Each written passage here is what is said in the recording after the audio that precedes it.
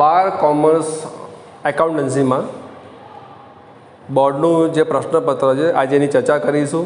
બોર્ડનું પ્રશ્નપત્ર અને સાથે સાથે કયા સેક્શનમાં કયા ચેપ્ટર આવે છે અને કયા સેક્શનમાં કયા ચેપ્ટર ના કરો તો ચાલી શકે એની ચર્ચા કરીશું. તો પહેલાં લઈએ વિભાગ એ, જે 1 થી 20 MCQ પૂછાય છે અને કેટલા માર્ક્સના? 20 માર્ક્સના. કયા ચેપ્ટર આવે છે? તો પહેલા ચેપ્ટરના 2 MCQ, ત્રીજા ચેપ્ટરના 2, ચોથાના 2, પાંચમાના 2, છઠ્ઠાનું 1, સાતમાના 2. પાર્ટ 2, તો પાર્ટ 2માં ચેપ્ટર 1ના 2 આવે છે, ચેપ્ટર નંબર 2નું 1 આવે છે, એમ ચેપ્ટર નંબર 4ના 2, 5ના 2 અને 6ના 2, એમ કુલ મળીને 20 MCQ થાય છે. પછી આપણે લઈએ સેક્શન બી. સેક્શન બી 10 માર્કનું પૂછાય છે. કયા ચેપ્ટર આવશે? તો ચેપ્ટર નંબર પાર્ટ 1માં ચેપ્ટર નંબર 3, 4 અને 6, 7ના 2. પાર્ટ 2ના જોઈએ તો ચેપ્ટર નંબર 2, ચેપ્ટર નંબર 5ના 2 અને ચેપ્ટર નંબર 6ના 2. હવે જોવાનું છે ચેપ્ટર નંબર સેક્શન સી. તો સેક્શન સીમાં ટોટલ 12 માર્ક્સનો પ્રશ્ન છે. 6માંથી 4 પૂછાય છે અને 1ના 3 માર્ક્સ. તો પાર્ટ 1માં ચેપ્ટર નંબર 1, 4 અને 7ના 2 પૂછાય છે અને પાર્ટ 2માં ચેપ્ટર નંબર 2ના 2 પૂછાય છે. હવે અહીંયા શું કરવાનું તમારે?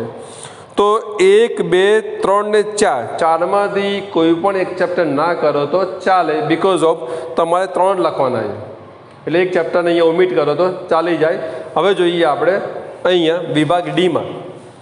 તો વિભાગ ડીમાં પ્રશ્ન 37 થી 41, 5માંથી 3 લખવાના, એક પ્રશ્નના 4 ગુણ, ટોટલ 12 માર્ક્સ.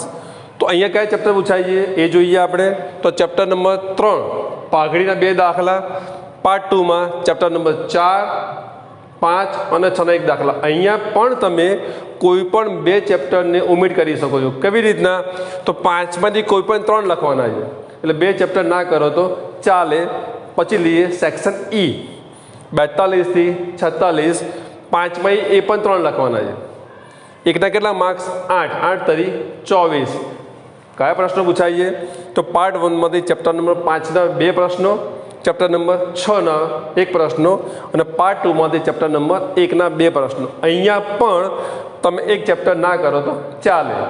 કયું ચેપ્ટર છોડી દેવું એ તમારે ડિપેન્ડન્ટ છે. પછી આવે સેક્શન એફ. એફમાં 22 માર્કના ટોટલ પૂછાય છે. એમાં 2 પ્રશ્નો, બંને ફરજિયાત. તો કયા 2 પ્રશ્નો? તો પાર્ટ 1નું ચેપ્ટર નંબર 2 અને પાર્ટ 2નું ચેપ્ટર નંબર 3. આ બંને અહીંયા પૂછાય છે. હવે ખાસ ટોટલ 13 ચેપ્ટર છે, 13માંથી માત્ર 9 ચેપ્ટર કરો તો પણ ચાલે. એટલે એ લખેલું છે 9માંથી 13 કરો અને 100 માર્ક્સ લાવો.